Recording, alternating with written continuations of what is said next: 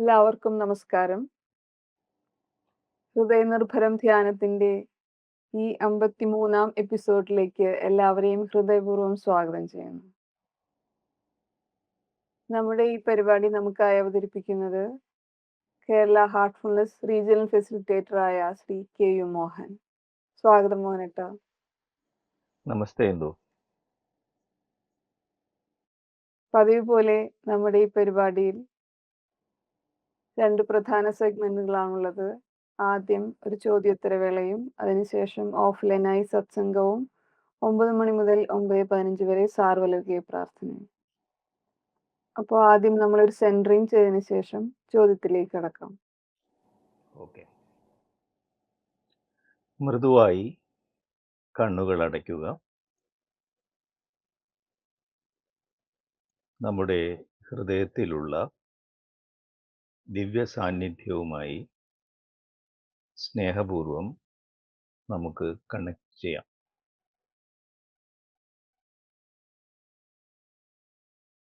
ഇനി ഈ ഒത്തുചേരലിൽ പങ്കെടുക്കുന്ന എല്ലാവരുടെയും ഹൃദയവുമായി സ്നേഹപൂർവം നമുക്ക് കണക്ട് ചെയ്യാം.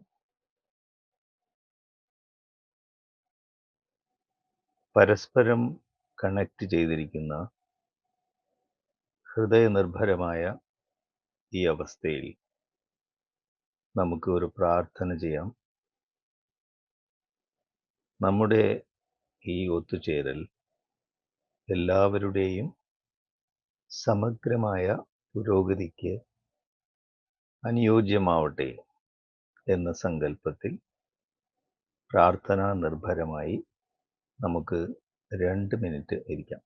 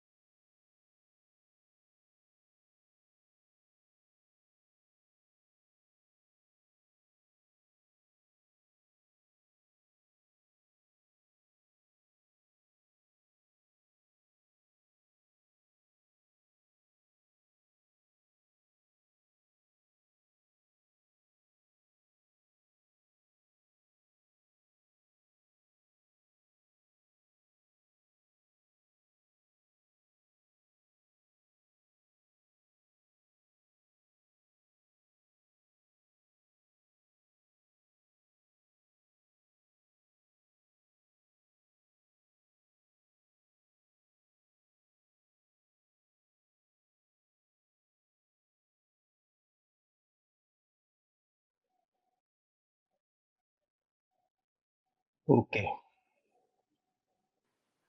അപ്പോൾ ഈ ആഴ്ച ചോദ്യത്തിലേക്ക് കടക്കാം. ഈ ആഴ്ചയിലെ ചോദ്യം, അതായത് നമ്മൾ കഴിഞ്ഞ പല എപ്പിസോഡുകളിലായിട്ട് പതഞ്ജലി മഹർഷിയുടെ യോഗസൂത്രങ്ങളുടെ വിവിധ ഘട്ടങ്ങളെക്കുറിച്ചാണല്ലോ മോഹനേട്ടൻ സംസാരിച്ചത്. അപ്പോൾ ഈ ആഴ്ച ചോദ്യം ഇതാണ്, അതായത് പതഞ്ജലി യോഗസൂത്രങ്ങൾ, അഷ്ടാംഗ യോഗ പദ്ധതി, അതുപോലെ തന്നെ ഹാർട്ട്ഫുൾനെസ് സാധന പദ്ധതി, ഇവയെ ഒന്ന് താരതമ്യം ചെയ്ത് ഒന്ന് സംസാരിക്കാമോ? വെൽ,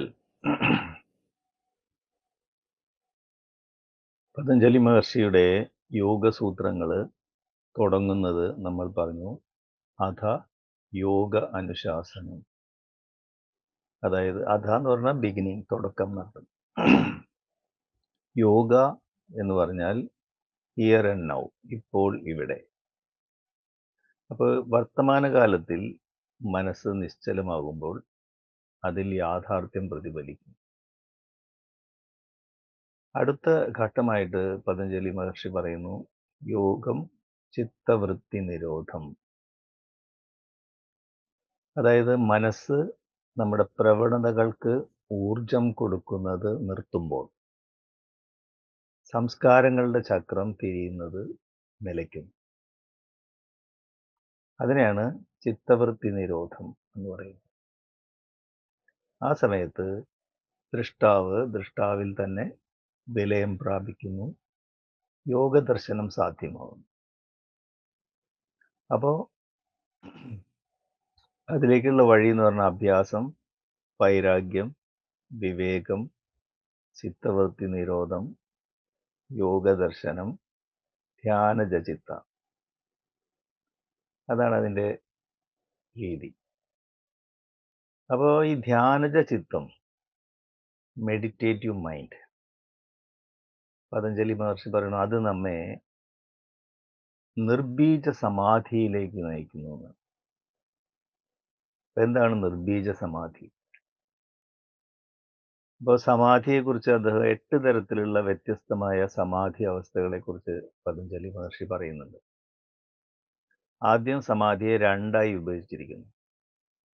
അതായത് സബീജ സമാധി, നിർബീജ സമാധി. പേര് കേട്ടാൽ തന്നെ തരാം. ബീജം എന്ന് പറഞ്ഞാൽ വിത്ത് എന്നുള്ളത്. ഒന്ന് സബീജം, വിത്തോട് കൂടിയിട്ട്. മറ്റൊരു നിർബീജം, വിത്ത് ഇല്ലാത്ത അവസ്ഥ. ഇനി സബീജ സമാധിയെ അദ്ദേഹം 6 വ്യത്യസ്ത ഘടകങ്ങളായിട്ട് തിരിച്ചു. അത് സവിതർക്കം, നിർവിതർക്കം, സവിചാരം, നിർവിചാരം, സവികൽപ്പം, നിർവികൽപ്പം. ഇതാണ് ഈ 6. ഇത് ഓർത്തിരിക്കാൻ എന്താ വഴി വെച്ചാൽ 3 വാക്കുകൾ ഓർത്താൽ മതി. അതായത് തർക്കം, വിചാരം, വികൽപ്പം. തർക്കം എടുത്തു കഴിഞ്ഞാൽ സവിതർക്കമുണ്ട്, നിർവിതർക്കമുണ്ട്. വിചാരത്തില് സവിചാരം, നിർവിചാരം. വികൽപ്പത്തില് സവികൽപ്പം, നിർവികൽപ്പം. ഇനി നമുക്കത് ഓർത്തിരിക്കാൻ. ഇനി എന്താണ് ഈ സ്റ്റെപ്പുകൾ നമുക്ക് നോക്കാം. ഉദാഹരണത്തിന് ആദ്യത്തെ സവിതർക്കം, നിർവിതർക്കം. തർക്കം എന്ന് പറഞ്ഞാൽ എന്താണ്? സ്ഥൂലമായിട്ടുള്ള ഒരു കാര്യത്തെ നമ്മൾ കാണുന്നു, അതിൻ്റെ സൂക്ഷ്മമായിട്ടുള്ള കാരണം അന്വേഷിക്കുക, തർക്കം എന്ന് പറയുന്നത്. അപ്പോൾ കാര്യം നമ്മൾ കാണുന്നു, കാരണം കാണുന്നില്ല. അപ്പോൾ നമ്മൾ അസ്വസ്ഥമാകും. കോസ് ആൻഡ് എഫക്റ്റ് എന്ന് പറയുന്നത്. ഇപ്പോൾ കാര്യങ്ങളൊക്കെ നോക്കി നടത്തുന്ന ആളെ നമ്മൾ കാര്യസ്ഥൻ എന്ന് പറയും. കാര്യത്തിൽ സ്ഥിരമായിട്ടുള്ള ആളെന്നുള്ള കാര്യസ്ഥൻ. പക്ഷെ അതിൻ്റെ ഉടമസ്ഥൻ കാരണവരായിരിക്കും. കാരണത്തിൽ സ്ഥിതനായിട്ടുള്ള ആളാണ് കാരണവർ. അങ്ങനെ ഈ വാക്കുകൾ വരുന്നത്. അപ്പോൾ കാര്യസ്ഥന് നമുക്ക് അവിടെയൊക്കെ കാണാം, പക്ഷേ കാരണവരെ വല്ലപ്പോഴും കാണുള്ളൂ. പക്ഷെ കാരണവരാണ് അതിൻ്റെ ഓണർ. അതുപോലെയാണ് കാര്യം നമ്മൾ കാണുന്നു, കാരണം കാണുന്നില്ല. അപ്പോൾ എന്താ ഉണ്ടാവുക? നമ്മൾ അസ്വസ്ഥരാകും. പിന്നെ വസ്തുനിഷ്ഠമായി ചിന്തിച്ച് ആ കാരണം കണ്ടെത്തുന്ന സമയത്ത് ഇതാണ് കാരണം എന്ന് മനസ്സിലായി. അപ്പോൾ നമുക്ക് ഒരാശ്വാസം, അതിനെ സമാധി എന്ന് പറയും, സന്തുലിതാവസ്ഥ. അതാണ് സവിതർക്ക സമാധി. അതായത് കാര്യം ആദ്യം കണ്ടു, കാരണം കണ്ടുപിടിച്ചു, അപ്പോൾ നമുക്ക് സമാധി, സവിതർക്കം. ഇനി നിർവിതർക്ക സമാധി എന്ന് പറഞ്ഞാൽ ഓരോന്നിനും കാര്യം കാണുന്നു, കാരണം കണ്ടുപിടിക്കുന്നു, പിന്നെയും കാര്യം കാണുന്നു, കാരണം കണ്ടുപിടിക്കുന്നു. കുറേ കഴിയുമ്പോൾ നമ്മൾ വിചാരിക്കുക എല്ലാ കാര്യത്തിനും കാരണമുണ്ട്, എല്ലാ ഇഫക്റ്റിനും ഒരു കോസ് ഉണ്ട്. അപ്പോൾ ഇനി കാരണം അന്വേഷിച്ച് പോകണ്ടാകും കാര്യം കണ്ടാൽ. അതിനെയാണ് നിർവിതർക്ക സമാധി എന്ന് പറയുന്നത്. ആ അവസ്ഥയിൽ നമ്മൾ സന്തുലിതാവസ്ഥയിലേക്ക് പോകുന്നു. അപ്പം രാമായണമൊക്കെ നോക്കി കഴിഞ്ഞാൽ ഇതിന് ഒരുപാട് ഉദാഹരണങ്ങൾ കാണാൻ പറ്റും. എല്ലാവരും പറയും സീതാദേവിയെ കൂടെ ശ്രീരാമനും ലക്ഷ്മണനുള്ള സമയത്ത് എങ്ങനെ രാവണൻ തട്ടിക്കൊണ്ടുപോയി. ശ്രീരാമൻ എന്ന് പറഞ്ഞാൽ മഹാവിഷ്ണുവിൻ്റെ അവതാരമാണ്, ലക്ഷ്മണൻ എന്ന് പറഞ്ഞാൽ അനന്തനാണ്. ഈ 2 മഹാപ്രതിഭാശാലികൾ കൂടെ ഉണ്ടായിട്ട് എങ്ങനെ രാവണൻ സീതയെ തട്ടിക്കൊണ്ടുപോയി, അതങ്ങനെ നമുക്കത് വിശ്വസിക്കാൻ പറ്റുന്നില്ല എന്നൊക്കെ തോന്നും. അപ്പം അതിൻ്റെ അപ്പുറത്ത് തന്നെ ഒരു കാരണം പറയുന്നുണ്ട്. അതായത് ജലന്ധർ എന്ന് പറഞ്ഞിട്ടൊരു രാക്ഷസനുണ്ട്. അദ്ദേഹത്തിൻ്റെ ഭാര്യ വൃന്ദ എന്ന് പറഞ്ഞാൽ പതിവ്രതയായിട്ടുള്ളൊരു സ്ത്രീയാണ്. ഈ ജലന്ധർ എന്ന് പറഞ്ഞ രാക്ഷസന്റെ പരിപാടി എന്താണെന്ന് വെച്ചാൽ ഈ സന്യാസി മഹർഷിമാരുടെ പർണാശ്രമങ്ങൾക്ക് തീയിടലാണ് അദ്ദേഹത്തിന്റെ പ്രധാന വിനോദം. അപ്പോൾ പർണാശ്രമങ്ങൾ നശിപ്പിക്കുക, മഹർഷിമാരെ ഉപദ്രവിക്കുകയൊക്കെ ചെയ്യണം. അപ്പോൾ മഹർഷിമാർ മഹാവിഷ്ണുവിന് പോയി പരാതി പറയും, ഞങ്ങൾക്ക് തപസ് ചെയ്യുന്നു വേണ്ടേ, പർണാശ്രമങ്ങൾ വേണ്ടേ, ഈ ജലന്ധർ എന്നുള്ള രാക്ഷസന്റെ ഉപദ്രവം കൊണ്ടൊന്നും ചെയ്യാൻ സാധിക്കുന്നില്ല. ഇപ്പൊ മഹാവിഷ്ണു പറയും ജലന്ധറിനെ കൊല്ലുക എന്നുള്ളത് അത്ര എളുപ്പമല്ല. കാരണം അദ്ദേഹത്തിന് പതിവ്രതയായിട്ടുള്ള ഒരു ഭാര്യയുണ്ട്, വൃന്ദ. ആ പാതിവൃത്യ ശക്തിയിലാണ് ഇയാള് നിൽക്കുന്നത്. അതുകൊണ്ടാണ് അയാളെ കൊല്ലാൻ ബുദ്ധിമുട്ട് എന്ന് പറയും. അപ്പൊ അതുകൊണ്ട് ഞങ്ങൾക്ക് തപസ് ചെയ്യണ്ടേ, അങ്ങനെ ഇതിനൊരു പരിഹാരം ഉണ്ടാക്കണം. അപ്പോൾ വിഷ്ണുവിനെയാണ് അതിന് നിയോഗിക്കുന്നത്. അപ്പോൾ വിഷ്ണു ഈ വൃന്ദയുടെ പാതിവൃത്യം താൽക്കാലികമായിട്ടെങ്കിലും അതിനൊരു വിഘ്നം വരുത്തേണ്ടതുണ്ട്. അപ്പോൾ വിഷ്ണു ജലന്ധറുടെ വേഷത്തിൽ വന്നിട്ട് വൃന്ദയുടെ പാതിവൃത്യത്തിന് ഒരു വിഘ്നം സൃഷ്ടിക്കുകയാണ്. അപ്പോൾ ഇത് അറിഞ്ഞു കഴിഞ്ഞപ്പോൾ വൃന്ദയ്ക്ക് വല്ലാതെ വിഷമാവും. അപ്പോഴേക്കും മഹാവിഷ്ണു പോയി കഴിഞ്ഞു. എന്തിനാ? ജലന്ധറെ കൊല്ലാൻ. അപ്പോൾ വൃന്ദ കരഞ്ഞ് വിഷമിച്ച്, ചുറ്റുപാടും ആരും കേൾക്കാനില്ല, കുരങ്ങന്മാരേ ഉള്ളൂ കാട്ടിലല്ലേ. അപ്പോൾ കുരങ്ങന്മാരോട് വിലപിച്ച് കരയുക. ഇതിനിടയ്ക്ക് മഹാവിഷ്ണുവിനെ ശപിക്കും. നിന്റെ ഭാര്യയും ഇതുപോലെ മറ്റൊരാളാൽ അപഹരിക്കപ്പെട്ട് നീ ഈ കുരങ്ങന്മാരോട് ഞാൻ വിലപിച്ച് കരഞ്ഞ പോലെ നീയും കരയേണ്ടി വരും. ശാപം. പിന്നീട് മഹാവിഷ്ണു ശ്രീരാമനായിട്ട് അവതരിച്ച സമയത്ത് ഈ വൃന്ദയുടെ ഈ പാതിവൃത്യം നഷ്ടപ്പെട്ട ആ സ്ഥലത്ത് എത്തിയപ്പോഴാണ് സീതാദേവിയെ രാവണൻ കട്ടുകൊണ്ടുപോകുന്നത്. അതാണ് കാരണം. അപ്പോൾ ശരി, കാര്യം ഇങ്ങനെയാണ്, കാരണം ഇങ്ങനെയാണ്, നമുക്ക് സമാധാനമായി. ഇതാണ് കാര്യകാരണങ്ങളുടെ ഒരു ബന്ധം. അപ്പോൾ കാര്യം കാണുന്നു, കാരണം കാണുന്നില്ല. അത് കഴിഞ്ഞ് കാരണം മനസ്സിലാക്കുന്നു. അപ്പോൾ സവിതർക്ക സമാധി.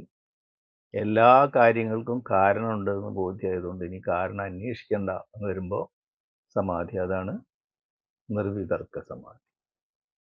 ഒന്ന് മറ്റൊന്നിലേക്ക് നയിക്കും. അതായത് സവിതർക്ക സമാധി നമ്മളെ നിർവിതർക്ക സമാധിയിലേക്ക് നയിക്കും. അടുത്ത സ്റ്റെപ്പ് സവിചാരം നിർവിചാരം. അതെന്താ നോക്കാം. അപ്പം നമ്മൾ ധ്യാനത്തിലിരിക്കണം. ചിന്തകൾ ഇങ്ങനെ വന്നുകൊണ്ടേയിരിക്കുന്നു. നമ്മളറിയോ ചിന്തകൾ കാരണം ധ്യാനം ശരിയാവുന്നില്ല എന്നൊക്കെ പറയും. ഇടയ്ക്ക് ചിന്തകൾ പോയി ഒരു ശൂന്യത, അവിടെ നമ്മൾ അബ്സോർബ്ഡ് ആവും, സമാധിയിൽ പോകും. പിന്നെയും ചിന്തകൾ വരും. അപ്പോൾ നമ്മൾ വീണ്ടും നമ്മുടെ സന്തുലിതാവസ്ഥ നഷ്ടപ്പെടും. അപ്പോൾ ചിന്തകൾ വരുന്നു പോകുന്നു, അതിൻ്റെ ഇടയ്ക്ക് കുറച്ചു നേരം സമാധി. അതിനെയാണ് സവിചാര സമാധി, വിചാരത്തോടു കൂടിയ അർത്ഥത്തിൽ. കുറച്ച് കഴിയുമ്പോൾ അതടുത്ത നിർവിചാര സമാധിയിൽ ചിന്തകളില്ലാത്ത അവസ്ഥ, ബോധം ഉണർന്നു നിൽക്കും. അതിനെയാണ് നമ്മൾ നിർവിചാര സമാധി എന്ന് പറയുന്നത്. അപ്പോൾ സവിചാര സമാധി നിർവിചാര സമാധിയിലേക്ക് നീങ്ങുന്നു. നിർവിചാര സമാധിയിൽ വിശാരദനാവുമ്പോൾ അധ്യാത്മ പ്രസാദം എന്ന് പറയുന്ന സിദ്ധികൾ ഉണ്ടാവുമെന്ന് പതഞ്ജലി മഹർഷി വിഭൂതിപാദത്തിൽ പറയുന്നുണ്ട്. എന്തൊക്കെയാണ് അധ്യാത്മ പ്രസാദം എന്ന് ചോദിച്ചാൽ ജ്ഞാനം, ആനന്ദം, നിർഭയത്വം, സ്വാതന്ത്ര്യം, സ്നേഹം, ഇതൊക്കെയാണ്. അതായത് ഈ നിർവിചാര സമാധിയിലെത്തുന്ന സമയത്ത് ഉള്ളുന്ന് കാരണമില്ലാത്ത ആനന്ദം ആത്മാവിൻ്റെ പ്രകടനമായിട്ട്. എന്തെങ്കിലും ഒരു കാര്യത്തെക്കുറിച്ച് നമ്മൾ ആലോചിക്കുമ്പോഴേക്കും അതിൻ്റെ പരിപൂർണമായിട്ടുള്ള ജ്ഞാനം നമുക്ക് ഉള്ളിൽ പ്രകടമാകും. കാരണം ആനന്ദം, ജ്ഞാനം. പിന്നെ ഈ ആത്മബോധം വരുന്ന സമയത്ത് ആത്മാവിൽ നിന്ന് വ്യത്യസ്തമായിട്ട് ഒന്നുമില്ല, അതിനെ ഒന്നും ബാധിക്കില്ല എന്ന് തോന്നുമ്പോൾ നിർഭയത്വം. ആ നിർഭയത്വത്തിൻ്റെ മറ്റൊരു രൂപമാണ് സ്വാതന്ത്ര്യം. എല്ലാം പരസ്പരം കണക്റ്റഡ് ആണെന്ന് അറിയുമ്പോൾ സ്നേഹം. ഇതെല്ലാണ് നിർവിചാര സമാധിയിൽ പോകുമ്പോൾ ഉണ്ടാവുന്ന അധ്യാത്മ പ്രസാദം എന്നുള്ള ഗുണവിശേഷം. ഈ അധ്യാത്മ പ്രസാദം എന്ന് പറഞ്ഞാൽ അല്ലെങ്കിൽ നിർവിചാര സമാധിയെ പരിണാമത്തിൻ്റെ ബൗണ്ടറിയാണെന്നാണ് പതഞ്ജലി മഹർഷി പറയുന്നത്. അതായത് ഇതിൻ്റെ അപ്പുറം കടന്നാൽ നമ്മൾ രക്ഷപ്പെട്ടു. ഇപ്പുറത്താണെങ്കിൽ ഈ ഭൗതികത്തിൻ്റെ എല്ലാ ആഘാതങ്ങളും നമ്മൾ ഏൽക്കേണ്ടി വരും. ഇപ്പോൾ പതഞ്ജലി മഹർഷി പറയുന്ന ഈ നിർവിചാര സമാധിയിലെത്തിയിട്ടുള്ള ആളുകളെ സംസാരിക്കാനും അതുപോലെ എഴുതാനും യോഗ്യനാവുന്നുള്ളതാണ്. അല്ലാത്ത ആളുകൾ എഴുതിയാൽ കേൾക്കുന്ന ആൾക്ക് ആശയക്കുഴപ്പം ഉണ്ടാവാൻ സാധ്യതയുണ്ട്. അതുകൊണ്ട് അങ്ങനെയുള്ളവർ എഴുതുമ്പോൾ യോഗ്യനായിട്ടുള്ള ഒരാൾ ഒരു ഫോർവേഡ് നോട്ട് എഴുതണം, ആമുഖം. ഇപ്പോൾ പിന്നെ അങ്ങനത്തെ പ്രശ്നങ്ങളൊന്നുമില്ല, ആർക്കും എന്തും പറയാവുന്നതാണ്, എഴുതാവുന്നത്. ഇതാണ് നിർവിചാര സമാധി. അടുത്തത് എന്താണ്? സവികൽപ്പം, നിർവികൽപ്പം. സവികൽപ്പം എന്ന് പറഞ്ഞാൽ, വികൽപ്പം എന്ന് പറഞ്ഞാൽ നമ്മളൊരു ശബ്ദം കേട്ടു, അപ്പോൾ നമ്മുടെ ഉള്ളിൽ അതിനനുസരിച്ച് ഒരു രൂപം ഉണ്ടാവും. ആ രൂപത്തോടനുബന്ധിച്ച് ഒരു വൈകാരികത ഉണ്ടാവും. ഉദാഹരണത്തിന് ആന എന്നുള്ളൊരു ശബ്ദം കേട്ടു എന്ന് വിചാരിച്ചു, നമ്മുടെ ഉള്ളിൽ ആനയുടെ രൂപം തെളിയും. ആനയെ ഭയമാണെങ്കിൽ ഭയം ഉണ്ടാവും, വൈകാരികത. ഒരു ശബ്ദം കേട്ടാൽ രൂപം, ഭാവം രണ്ടെണ്ണം വരും. ഇനി സവികൽപ്പ സമാധിയിൽ എന്താ സംഭവിക്കുക വെച്ചാൽ, ശബ്ദം കേട്ടാൽ രൂപം വരും, ഭാവം ഉണ്ടാവില്ല.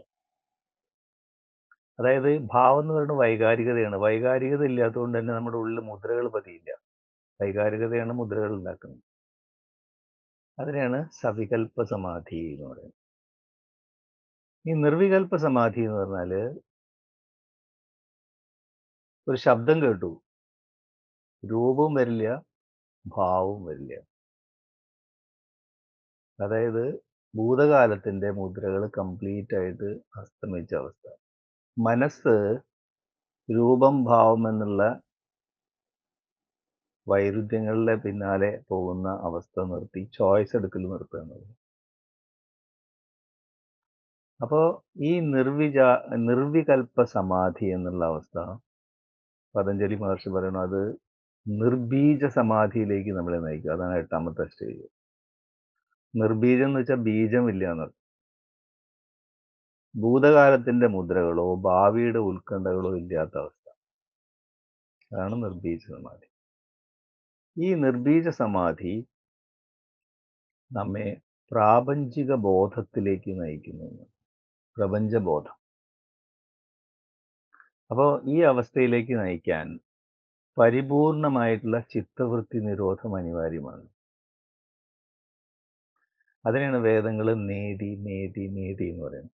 ഇതല്ല, ഇതല്ല, ഇതല്ല എന്ന് വെച്ചാൽ, സൃഷ്ടിക്കപ്പെട്ട ഒന്നിനെയും ആത്യന്തികമായ ദിവ്യ അവസ്ഥയുമായി നമുക്ക് താരതമ്യം ചെയ്യാൻ സാധ്യമല്ല. അപ്പോൾ ഈ അവസ്ഥയിലുള്ള യോഗി പ്രവർത്തിക്കുന്നത് ഭൂതകാലത്തിന്റെ മുദ്രകളിൽ നിന്നോ ഭാവിയെക്കുറിച്ചുള്ള ഉത്കണ്ഠകളിൽ നിന്നോ അല്ല, വർത്തമാനകാലത്തിന്റെ ആ നിമിഷത്തിന്റെ ആവശ്യത്തിനനുസരിച്ച് ഹൃദയത്തിൽ നിന്നുള്ള ഉൾപ്രേരണകൾ ഉൾക്കൊണ്ടുകൊണ്ടാണ്. അതുകൊണ്ട് തന്നെ ഈ പ്രവൃത്തികളുടെ ഫലം മറ്റുള്ളവർക്ക് വേണ്ടിയിട്ടുള്ള സേവനമാണ്. കാരണം കർമ്മബീജങ്ങളില്ല. അപ്പൊ അതുകൊണ്ട് തന്നെ സത്കർമ്മമാണ്. അപ്പോ നമ്മൾ ഈ വ്യാകരണ ശാസ്ത്രത്തിൽ പറയില്ലേ, സബ്ജക്റ്റ്, വെർബ്, ഓബ്ജക്റ്റ് എന്നല്ല പറയാ നമ്മൾ സെന്റൻസ് ഉണ്ടാക്കുമ്പോൾ. മലയാളത്തിൽ എന്താ പറയാ? കർത്താവ്, ക്രിയ, കർമ്മം. സബ്ജക്റ്റ് എന്ന് പറഞ്ഞാൽ കർത്താവ്, വെർബ് എന്ന് പറഞ്ഞാൽ ക്രിയ, ഓബ്ജക്റ്റ് എന്ന് പറഞ്ഞാൽ കർമ്മം. അപ്പോൾ കർമ്മം എന്ന് പറഞ്ഞാൽ ക്രിയയല്ല, ക്രിയയാണ് പ്രവൃത്തി. ഈ ക്രിയയുടെ ഫലം അനുഭവിക്കുന്നത് ഓബ്ജക്റ്റാണ്, അതായത് കർമ്മമാണ്. എന്ന് വെച്ചാൽ നമ്മുടെ പ്രവൃത്തിയുടെ ഫലം യഥാർത്ഥത്തിൽ മറ്റുള്ളവർക്കുള്ള സേവനമായിരിക്കണം എന്നർത്ഥം. വ്യാകരണശാസ്ത്രം അനുസരിച്ച് തന്നെ അത് ശരിയാ. അതിനെയാണ് സത്കർമ്മം എന്ന് പറയുന്നത്. ഇപ്പോൾ ഒരു പ്രവൃത്തിയുടെ ഫലം മറ്റുള്ളവർക്കുള്ള സേവനമാണെങ്കിൽ അതിന് സത്കർമ്മം എന്ന് പറയും. നമുക്കാണ് അതിന്റെ ഫലം വെച്ചാൽ ദുഷ്കർമ്മം എന്ന് പറയും. അപ്പൊ എന്താണ് സത്കർമ്മം എന്ന് പറഞ്ഞാൽ? സത്തിലേക്ക് നമ്മളെ നയിക്കുന്ന കർമ്മം എന്ന് പറയും. സത്ത് എന്ന് പറഞ്ഞാൽ എന്താണ്? ആത്മാവ് അല്ലെങ്കിൽ ദിവ്യത്വം. ഇപ്പൊ ദിവ്യത്വത്തിലേക്ക് അല്ലെങ്കിൽ ആത്മാവിലേക്ക് നയിക്കുന്ന കർമ്മം എന്താണ്? ഒരേ ഒരു കർമ്മമുള്ളൂ, ധ്യാനം. ധ്യാനമാണ് നമ്മളെ സത്തിലേക്ക് അല്ലെങ്കിൽ ആത്മാവിലേക്ക് നയിക്കുന്നത്. അതുകൊണ്ട് ധ്യാനാത്മകമായ പ്രവൃത്തി മറ്റുള്ളവർക്കുള്ള സേവനമായിരിക്കുന്നത്. അതുകൊണ്ടാണ് ഭഗവത്ഗീത ആ അവസ്ഥയിൽ കർമ്മകൗശലം പ്രകടമാവുന്നത്. അതുകൊണ്ടാണ് യോഗം കർമ്മസു കൗശലം എന്ന് ഭഗവത്ഗീത പറയുന്നത്. അതുപോലെ ധ്യാനം കർമ്മഫലത്യാഗം ത്യാഗാത് ശാന്തി അനന്തരം അതുകൊണ്ട് ഭഗവത്ഗീതയിൽ. അതായത് കർമ്മഫലങ്ങളെ ത്യജിക്കുക എന്ന് പറഞ്ഞാൽ കർമ്മഫലങ്ങളെ മറ്റുള്ളവർക്ക് ഒരു സേവനമാക്കി മാറ്റുക എന്ന്. അതാണ് ധ്യാനം കർമ്മഫലത്യാഗം എന്ന് പറയുന്നത്. അതുപോലെ ഭഗവത്ഗീതയിലെ മറ്റൊരു ശ്ലോകമാണ് കർമ്മണ്യേവാധികാരസ്തേ മാ ഫലേഷു കദാചന. അതായത് കർമ്മത്തിന്റെ ഫലം കർമ്മം ചെയ്യാനുള്ള പ്രേരണയാവരുതെന്ന്. അപ്പൊ ഈ രീതിയിൽ നമ്മളുടെ സ്വഭാവം പരിഷ്കരിക്കേണ്ടതുണ്ട്. നമ്മുടെ മനോഭാവം, പെരുമാറ്റ രീതി, ലക്ഷ്യബോധം അല്ലെങ്കിൽ ഉദ്ദേശം, ശ്രദ്ധ, മനോഭാവം ഇവയെ പരിഷ്കരിക്കേണ്ടതുണ്ട്. ഇതിനെയാണ് നമ്മൾ ഈ അവസ്ഥയിലാണ് യഥാർത്ഥ ഭക്തി വളരുന്നത്. അതിനാണ് ഈശ്വര പ്രണീതാനം അല്ലെങ്കിൽ യോഗ ദർശനം എന്ന് പറയുന്നത്. ഇതാണ് പതഞ്ജലി യോഗസൂത്രങ്ങളുടെ ആകത്തുക എന്ന് പറയും. ഇനി നമുക്ക് ഹാർട്ട്ഫുൾനെസ് രീതി എന്താ നോക്കാം. ഹാർട്ട്ഫുൾനെസ്സിലേക്ക് വന്നാൽ അറിയാം, ബാബുജി മഹാരാജ് പറയുന്നു ഫിലോസഫി അല്ലെങ്കിൽ തത്വചിന്ത എന്ന് പറയുന്നത് യോഗ ദർശനം എന്ന് പറഞ്ഞാൽ വ്യക്തിയുടെ പ്രത്യക്ഷമായ അനുഭവമായിരിക്കണം എന്ന് പറയുന്നത്. അത് കാര്യകാരണങ്ങളുടെ അടിസ്ഥാനത്തിലല്ല, പിന്നെയോ അത് ഹൃദയത്തിൽ നിന്നുള്ള ഉൾപ്രേരണയാണ്, ഇൻറ്റ്യൂഷനാണെന്ന്. അത് അത്ഭുതഭാവത്തു നിന്നാണ്, കാര്യകാരണങ്ങളെക്കുറിച്ചുള്ള ചിന്തയിൽ നിന്നല്ല. അതുകൊണ്ട് അദ്ദേഹം പറയുന്നു യോഗ ദർശനം എന്ന് പറയുന്നത് പ്രയോഗശാസ്ത്രമായിരിക്കണം. അതാണ് ബാബുജി മഹാരാജിന്റെ സിദ്ധാന്തം. ഫിലോസഫി എന്ന് പറഞ്ഞാൽ തന്നെ ഫീലിയ, സോഫിയ എന്നുള്ള രണ്ട് വാക്കാണത്. ഫീലിയ എന്ന് വെച്ചാൽ ലവ്, സ്നേഹം. സോഫിയ എന്ന് വെച്ചാൽ വിസ്ഡം, വിവേകം എന്നാണ്. അപ്പോൾ ഫിലോസഫി എന്നുള്ള വാക്കിൻ്റെ അർത്ഥം എന്താ? ലവ് ഓഫ് വിസ്ഡം എന്നാണ്. വിവേകത്തിനോടുള്ള അഭിനിവേശം അല്ലെങ്കിൽ സ്നേഹം എന്നാണ്. എന്ന് വെച്ചാൽ സ്നേഹം എപ്പോഴും വർത്തമാനകാലത്തിലാണ്. അപ്പോൾ വർത്തമാനകാലത്തിൽ പ്രത്യക്ഷമായിട്ടുള്ള അനുഭവമാണ് യോഗദർശനം എന്നാണ് ബാബുജി മഹാരാജ് പറയുന്നത്. ഇനി യോഗസൂത്രങ്ങളുടെ സൂത്രം എന്ന് പറഞ്ഞാൽ എന്താണ്? അതിന് പതഞ്ജലി മഹർഷി നിർവചനം പറയുന്നുണ്ട്. സൂത്രം എന്ന് പറഞ്ഞാൽ ഒരു പ്രാപഞ്ചിക സത്യം മിനിമം വാക്കുകളിൽ ഒതുക്കി വെച്ചിരിക്കും. ഇത് അതിനെയാണ് സൂത്രം എന്ന് പറയുന്നത്. അപ്പോൾ ഒരു പ്രാപഞ്ചിക സത്യമാണത്, കാലദേശാതീതമാണത്. ആ അടിസ്ഥാനത്തിൽ മനുഷ്യൻ്റെ മനഃശാസ്ത്രത്തെക്കുറിച്ചുള്ള പ്രാപഞ്ചികമായിട്ടുള്ള സത്യമാണ് യോഗം, ചിത്തവൃത്തി നിരോധം എന്ന് പറയുന്നത്. അതുകൊണ്ടാണ് വിവേകാനന്ദ സ്വാമികൾ, അതുപോലെ സിസ്റ്റർ നിവേദിത, മറ്റു ചില പാശ്ചാത്യ ചിന്തകന്മാരും മനഃശാസ്ത്രം തുടങ്ങിയത് ഇന്ത്യയിൽ നിന്നാണ് പറയുന്നത്. അതിൻ്റെ ഉപജ്ഞാതാവ് പതഞ്ജലി മഹർഷിയാണ്. അദ്ദേഹത്തിൻ്റെ യോഗിക് സൈക്കോളജി, യോഗ മനഃശാസ്ത്രം, അപ്പോൾ യോഗികളെ നിരീക്ഷിച്ചുകൊണ്ട് അദ്ദേഹം അവതരിപ്പിച്ചതാണ് യോഗിക് സൈക്കോളജി അല്ലെങ്കിൽ യോഗ മനഃശാസ്ത്രം. പാശ്ചാത്യ രീതിയിലുള്ള മനഃശാസ്ത്രം എങ്ങനെയാണ്? രോഗികളെ നിരീക്ഷിച്ചുകൊണ്ടാണ്. അപ്പോൾ മനസ്സിൻ്റെ അസുഖങ്ങളെ നിരീക്ഷിച്ചുകൊണ്ടുള്ള മനഃശാസ്ത്രം എന്ന് പറഞ്ഞാൽ എന്താണ്? രോഗിക് സൈക്കോളജിയാണ്. അപ്പോൾ ഒന്ന് യോഗിക് സൈക്കോളജി, മറ്റത് രോഗിക് സൈക്കോളജി. ഇനി നമ്മൾ ഹാർട്ട്ഫുൾനെസ്സിലേക്ക് വന്നു കഴിഞ്ഞാൽ ബാബുജി മഹാരാജ് 1944-45 കാലഘട്ടത്തിലാണ് ഹാർട്ട്ഫുൾനെസ് സാധന പദ്ധതി ആവിഷ്കരിക്കുന്നത്. ബാബുജി മഹാരാജ് പതഞ്ജലി മഹർഷിയുടെ പുനർജന്മമാണെന്ന് ലാലാജി മഹാരാജ് പ്രകാശ ലോകത്തു നിന്നുള്ള സന്ദേശങ്ങൾ കൂടെ വ്യക്തമാക്കുന്നുണ്ട്. അപ്പോൾ സങ്കീർണമായിട്ടുള്ള ഈ പതഞ്ജലി സൂക്തം ആധുനിക മനുഷ്യന്, ഗൃഹസ്ഥാശ്രമിക്ക് വേണ്ടി അദ്ദേഹം ലളിതമായിട്ട് അവതരിപ്പിക്കും. അതിൻ്റെ സത്ത എന്താണ്? പ്രാണാഹുതിയോട് കൂടിയിട്ടുള്ള ധ്യാനമാണ്. അപ്പോൾ എന്താണ് പ്രാണാഹുതി? അനന്തമായ പ്രപഞ്ചത്തിന്റെ ഉറവിടവുമായിട്ട് ബന്ധം സ്ഥാപിച്ച ഒരു യോഗി ആ ഉറവിടത്തിന്റെ സത്തയെ ശിഷ്യനിലേക്ക് സംപ്രേഷണം ചെയ്യുന്നു. അത് പരിശുദ്ധമായ സ്നേഹമാണ്. അപ്പോ ഈ പ്രാണാഹുതി സ്വീകരിക്കുന്നതിലൂടെ ശിഷ്യന്റെ ഹൃദയത്തിൽ അനന്ത സാധ്യതകൾ ഉണരുന്നു. പ്രാണാഹുതി മുദ്രകളെ നീക്കം ചെയ്യുന്നു, സംസ്കാരങ്ങളെ നീക്കം ചെയ്യുന്നു, വളരെ വേഗം ചിത്തവൃത്തി നിരോധത്തിലേക്ക് നയിക്കുന്നു. നമ്മുടെ ഹൃദയത്തിലൊരു ശൂന്യത സൃഷ്ടിക്കുന്നു. നമ്മളെ കേന്ദ്രബിന്ദുവുമായി കണക്ട് ചെയ്യുന്നു. കേന്ദ്രവുമായിട്ടുള്ള ബന്ധം പുനഃസ്ഥാപിക്കുന്നു ഈ സംപ്രേഷണം. അവിടെ എന്താണ് കേന്ദ്രം എന്ന് പറയുന്നത്? ദൃഷ്ടാവാണ്. അതായത് ദൃഷ്ടാവിൽ തന്നെ വിലയം പ്രാപിക്കുന്ന അവസ്ഥ, അല്ലെങ്കിൽ യോഗദർശനം, അതാണ് കേന്ദ്രം എന്ന് പറയുന്നത്.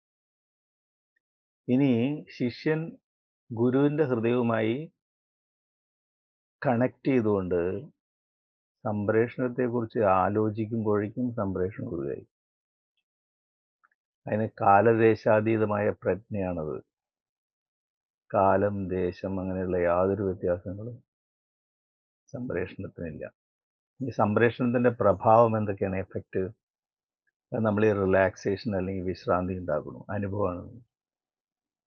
അതുപോലെ മനസ്സിനെ നിശ്ചലമാക്കുന്നു, മനസ്സിനെ നിശബ്ദമാക്കുന്നു, വൈകാരികമായ സന്തുലിതാവസ്ഥ നമുക്ക് പ്രദാനം ചെയ്യും.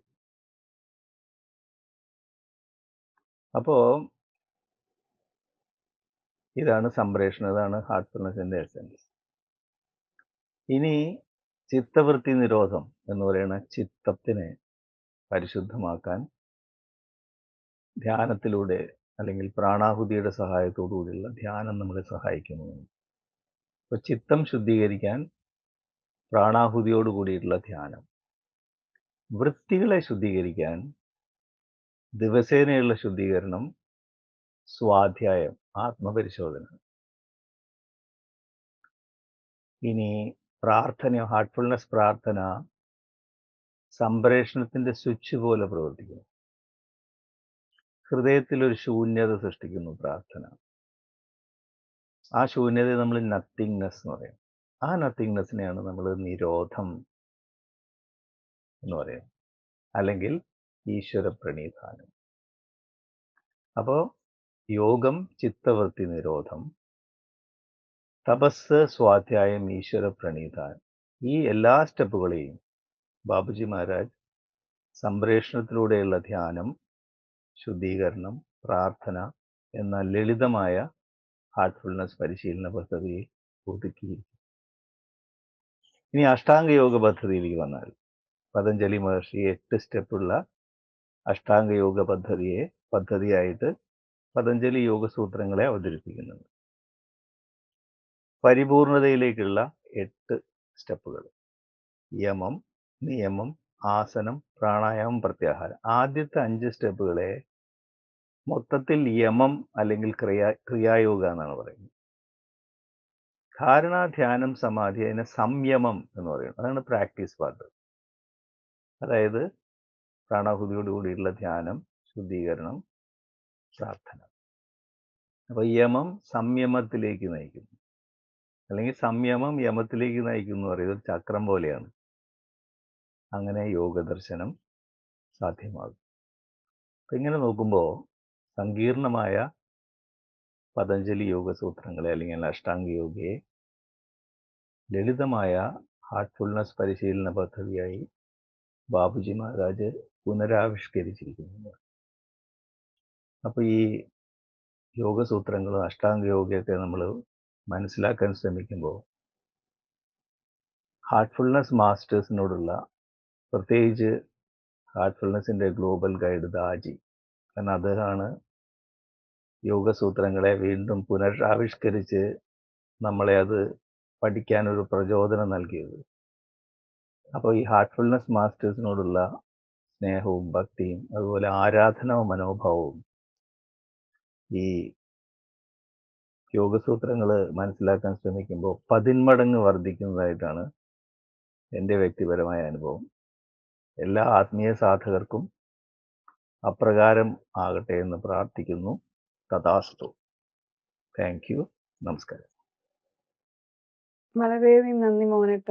എനിക്ക് തോന്നി ഇതിപ്പോ നമ്മുടെ അവസാനത്തെ എപ്പിസോഡാണ് ആ സീരീസിലെ, അല്ലെ 7ാമത്തെ എപ്പിസോഡ്. നമ്മൾ ഇതോടുകൂടി ഈ പതഞ്ജലി യോഗസൂത്രങ്ങളെ കുറിച്ച് മോനേട്ടൻ പറഞ്ഞ എല്ലാ എപ്പിസോഡുകളും എനിക്ക് തോന്നി ഇന്നത്തെ സമാധിയുടെ പല ഭാവങ്ങളെ കുറിച്ച് പറഞ്ഞപ്പോൾ അതെല്ലാം നമ്മളെല്ലാവരും എപ്പോഴെങ്കിലും ഒരിക്കലെങ്കിലും അത് അനുഭവിച്ചിട്ടുണ്ടാവും. അതെല്ലാം വളരെയധികം റിലേറ്റ് ചെയ്യാൻ പറ്റുന്നുണ്ടാവും എല്ലാവർക്കും. എന്തായാലും ഈ നമ്മുടെ ഹാർട്ട്ഫുൾനെസ്സിലും ഒരു ബുക്ക് നമ്മൾ പ്രസിദ്ധീകരിച്ചിട്ടുണ്ട്, അതായത് ഓഥന്റിക് യോഗ എന്ന പേരിൽ. അതും ഈ ഒരു മോനേറിന്റെ ഈ സംഭാഷണം, ആ ഒരു ബുക്കും കൂടെ വായിക്കാൻ എല്ലാവർക്കും ഒരു പ്രചോദനമാവുമെന്ന് വിചാരിക്കുന്നു. ഒപ്പം വളരെയധികം നന്ദിയും അറിയിക്കുന്നു. ഈ ഇത്ര കോംപ്ലിക്കേറ്റഡ്, കുറച്ച് സങ്കീർണമായ ഒരു ടോപ്പിക് ഇത്ര ലളിതമായി ഹാർട്ട്ഫുൾനെസ്സുമായി ബന്ധപ്പെടുത്തി സംസാരിച്ചു. എല്ലാവർക്കും അത് വളരെയധികം ഉപകാരപ്പെട്ടിട്ടുണ്ടാവും. ഓക്കെ, ഇനിയപ്പോ നമുക്ക് സത്സംഗത്തിലേക്ക് കടക്കാം. അതിനു മുമ്പായിട്ട് പുതുതായി ആരെങ്കിലും ഉണ്ടെങ്കിൽ അവർക്കായി ധ്യാനിക്കേണ്ടത് എങ്ങനെയാണെന്ന് ഒരിക്കൽ കൂടി പറയാം. സ്വസ്ഥമായിരുന്ന് കണ്ണുകളടച്ച് എൻ്റെ ഹൃദയത്തിൽ ദിവ്യപ്രകാശത്തിന്റെ ഒരു സ്രോതസ്സുണ്ടെന്നും അത് എൻ്റെ ശ്രദ്ധ ഉള്ളിലേക്ക് ആകർഷിക്കുന്നുവെന്നും സങ്കല്പിച്ചുകൊണ്ട് നമ്മൾ ധ്യാനം ആരംഭിക്കുന്നു. ആ സമയത്ത് മറ്റു ചിന്തകൾ വരികയാണെങ്കിൽ സ്വയം ഓർമ്മിപ്പിക്കുക, ഞാൻ എൻ്റെ ഹൃദയത്തിലെ ദിവ്യപ്രകാശത്തിന്റെ സ്രോതസ്സിൽ ധ്യാനിക്കുകയാണ്. ഉള്ളിൽ സ്നേഹഭാവവും സാക്ഷിഭാവവും കാത്തു സൂക്ഷിക്കുക.